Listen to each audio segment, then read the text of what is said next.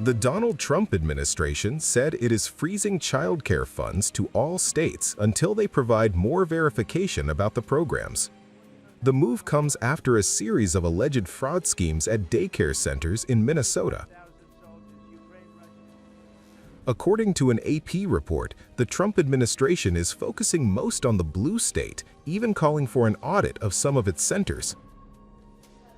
All the 50 states will have to provide additional levels of verification and administrative data before they receive more funding from the Child Care and Development Fund, as per a U.S. Department of Health and Human Services spokesperson. Minnesota's Democratic Attorney General Keith Ellison said in a statement Wednesday that he was exploring all our legal options to ensure that critical childcare services do not get abruptly slashed based on pretest and grandstanding. Minnesota will have to provide even more verification for childcare centers that are suspected of fraud, such as attendance and licensing records, past enforcement actions, and inspection reports. Jim O'Neill, Deputy Secretary of Health and Human Services, in an X post had defended freezing funds to Minnesota on Wednesday, calling it a response against the blatant fraud that appears to be rampant in Minnesota and across the country. Minnesota Governor Tim Walz, in an X post, said, "While Minnesota has been combating fraud, the president has been letting fraudsters out of jail. Trump's using an issue he doesn't give a damn about as an excuse to hurt working Minnesotans." Department of Homeland Security Secretary Kristi Noem announced a massive investigation on childcare and other rampant fraud. FBI Director Kash Patel said resources had been surged into Minnesota, warning that these cases were just the tip of a very large iceberg and that perpetrators could face denaturalization and deportation. U.S. Attorney General Pam Bondi said that federal authorities have been quietly investigating large-scale fraud linked to Minnesota's daycare and social services sector for several years, resulting in charges against nearly 100 individuals since 2022. Speaking through a series of posts on X, Bondi said at least 85 of those charged are of Somali origin, with more cases expected as investigations continue. She noted that more than 60 defendants have already been convicted in court. Bondi publicly credited independent journalist Nick Shirley for drawing widespread attention to the issue after he released a viral video outlining what he described as more than $110 million in alleged and proven fraud involving Somali-owned daycare centers in Minnesota. The video has amassed over 120 million views on X. According to Bondi, Shirley's reporting helped spotlight what she called the scale of misconduct occurring under the watch of Minnesota's political leadership. More prosecutions are coming, she wrote, adding that the Department of Justice, DOJ, has been building cases for months. The Attorney General said the DOJ has been working closely with Minnesota's U.S. Attorney Daniel Rosen, who was appointed in October, as well as several federal agencies. Bondi named Treasury Secretary Scott Bessent, Homeland Security Secretary Kristi Noem, Housing and Urban Development Secretary Scott Turner, and Labor Secretary Lori Chavez DeRemer as partners in the ongoing investigations. Her post highlighted multiple Minnesota-based cases that have already resulted in convictions or sentencing.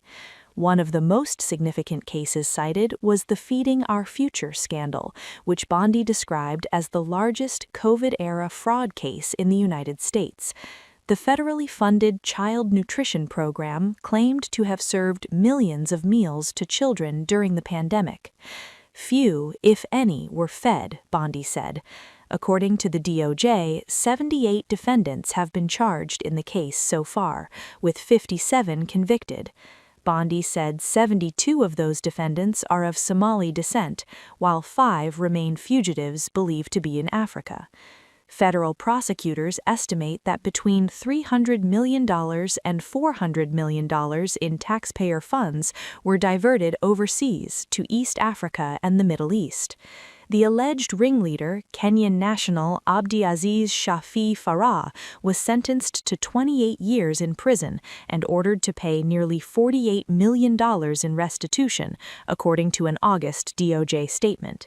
Farah had claimed to have served 18 million meals. Then acting U.S. Attorney Joseph Thompson said at sentencing that Farah had robbed this country blind after benefiting from U.S. citizenship, education, and public employment. Another defendant, Abdi Majid Mohammed, was sentenced last month to 10 years in prison and ordered to pay nearly $48 million. Bondi also disclosed allegations that some defendants attempted to bribe jurors during the Feeding Our Future trial by delivering bags containing $120,000 and notes urging acquittal, accusing the government of racism against Somali culture. In separate cases, Bondi detailed an alleged Medicaid fraud involving autism treatment programs that expanded from an expected $20 million cost to nearly $200 million. She claimed some parents were incentivized to enroll children in daycares posing as clinics in exchange for kickbacks. Another Medicaid scheme involving housing services for seniors and people with disabilities allegedly cost taxpayers $125 million annually. 8 individuals have been charged for allegedly creating fake companies and billing for services never provided.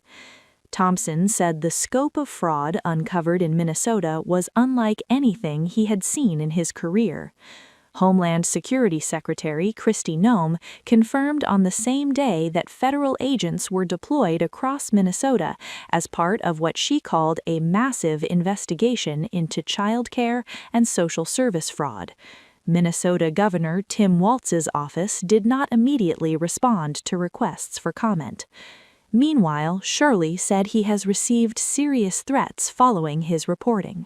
The first indictment, United States versus Hassan Ahmed Hussein and Ahmed Abdirashim Mohammed, involves the owners of Pristine Health LLC, a housing stabilization services company here in Minnesota.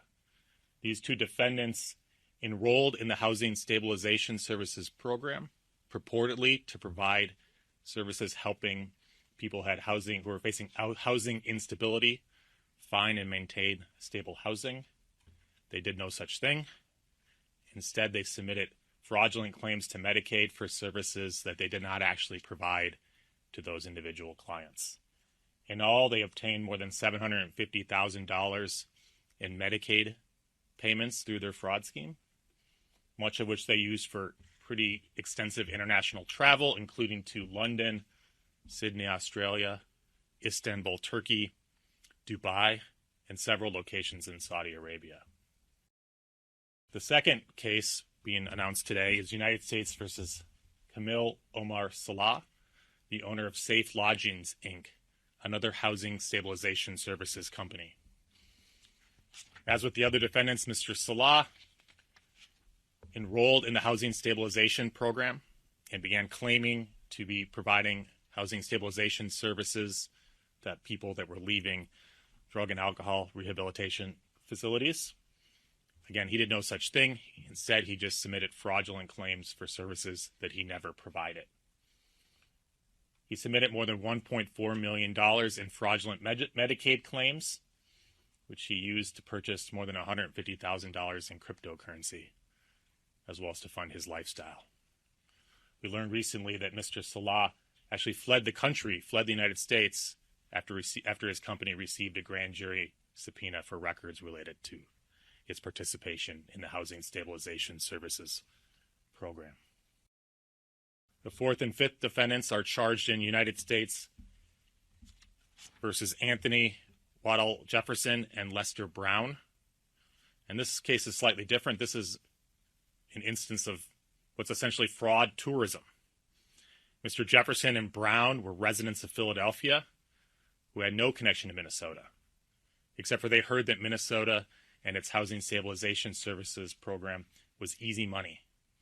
And so they traveled to Minnesota, enrolled their companies, Chosen Runner LLC and Retzel Real Estate LLC, in the Housing Stabilization Services Medicaid program here in Minnesota. They then returned to Philadelphia and began submitting fraudulent claims to Minnesota Medicaid here, through which they obtained more than $3.5 million in fraudulent Medicaid payments. So the Center for Medicare and Medicaid Services pulled the claims data for these 14 programs dating back to 2018. And those 14 programs in Minnesota have cost $18 billion since 2018. Well, I think it's fair to say, and everyone's been saying, I said it before, that our state has done not a good job of minding these programs in terms of responsibility. There's lots of levels of responsibility. There's criminal culpability, obviously, and then there's other accountability. And obviously, I think all of us as a state have to grapple with that. And that's not just prosecutors and law enforcement agents, but regulators and politicians and news media, community leaders. And I think that process, that conversation is starting to happen, and I hope it continues to.